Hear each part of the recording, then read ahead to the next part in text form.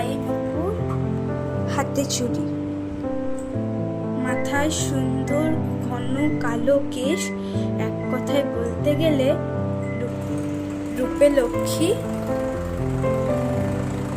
গুণে একেবারে সরস্বতী।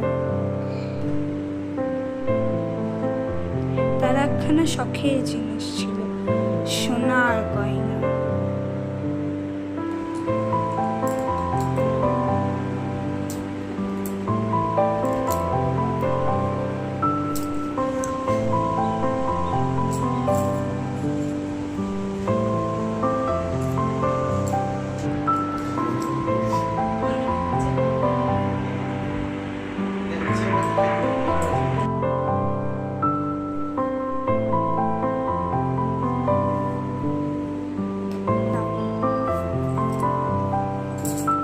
একদিন কনক তার বাপের বাড়ি যাবে তার দাদার মেয়ের অন্নপ্রাশনের জন্য, তাই সে সাজগোজ করছিল।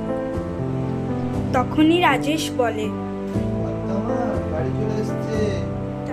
আসছি।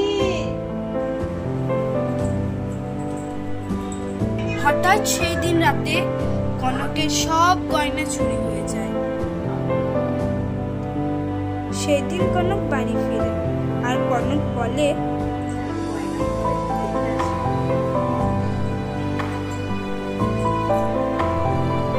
আর দেখে আমার গয়নাগুলো সব কোথায় গেল?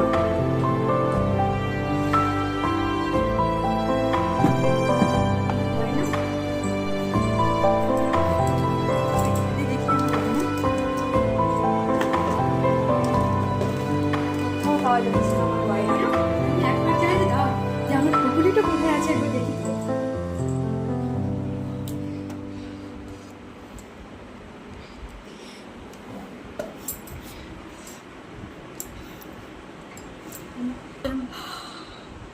আমার গয়না নেই।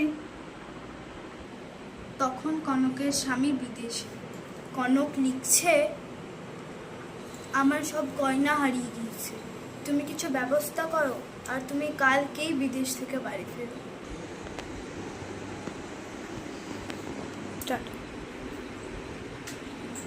কনক কি পারবে তার মা ঠাকুমার গয়না ফিরে পেতে?